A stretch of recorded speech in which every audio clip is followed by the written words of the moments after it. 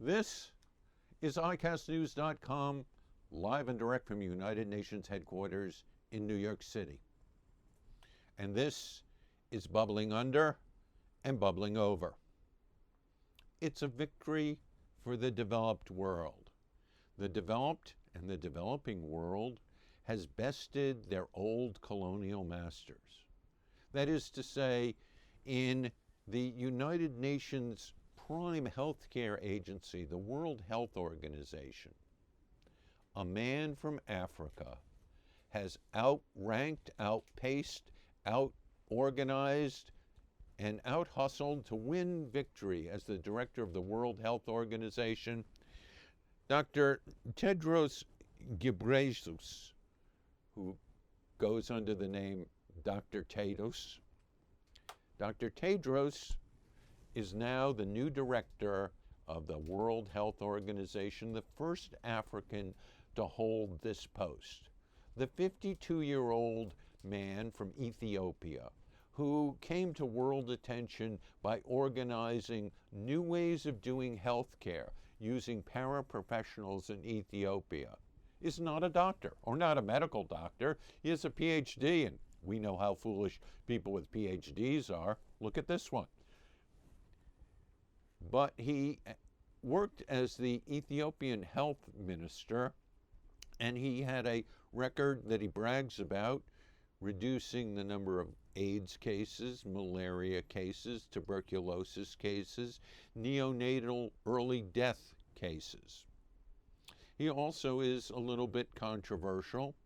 Controversial because his enemies accuse him of being too close with the authoritarian regime in Addis Ababa, the capital of Ethiopia, and particularly some of his enemies in the quest to take over leadership of the World Health Organization say that as the minister in charge of health in Ethiopia, he underplayed the degree of cholera, labeling cholera in Ethiopia as acute watery diarrhea. What's interesting about this contest is it's the first time that a doctor from Africa is winning, and the loser in the ultimate contest, Dr. David Navarro, was a doctor well known, a medical expert who gained fame in the United Nations for marshaling emergency resources to fight the Ebola plague when it recently hit West Africa. This was after the leadership of the World Health Organization. Dr. Chan was seen as being ineffectual, ill-prepared, and unwilling. Dr. Navarro got the Centers for Disease Control, the Canadian medical authorities, the British, and the French to rally and to go into Africa. But he came from England, Great Britain, seen as an ex-colonial power.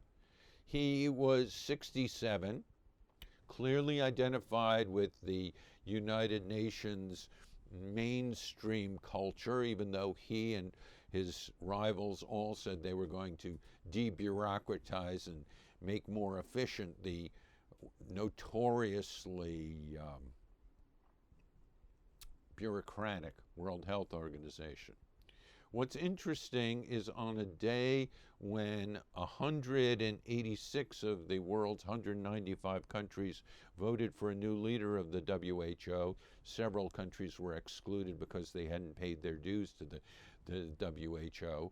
The Associated Press has come out with a quite stunning piece of investigative journalism that says that under Dr. Margaret Chang, who's been in charge for the last 10 years, the World Health Organization was spending more money on travel, especially first-class airfare, than it did on several important health problems facing the world.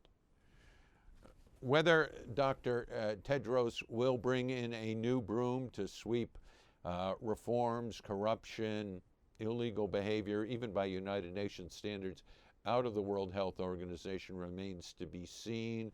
The World Health Organization is plagued by underfunding and relies on the good offices of Doctors Without Borders and organizations such as the nonprofit organization founded by Mr. Gates and his wife to help combat malaria and other diseases in Africa. Whether a 10-year tenureship of an African leader will make a difference is something we will pay particular attention to. And also attention will be paid to what is the next career step of Dr. David Navarro, a friend of many people here at United Nations headquarters, and somebody recognized as being on the side of the angels. The United Nations and the World Health Organization needs more angels. For ICASTnews.com, live and direct from United Nations headquarters in New York City, for Bubbling Under and Bubbling Over, I'm Jonathan Sanders.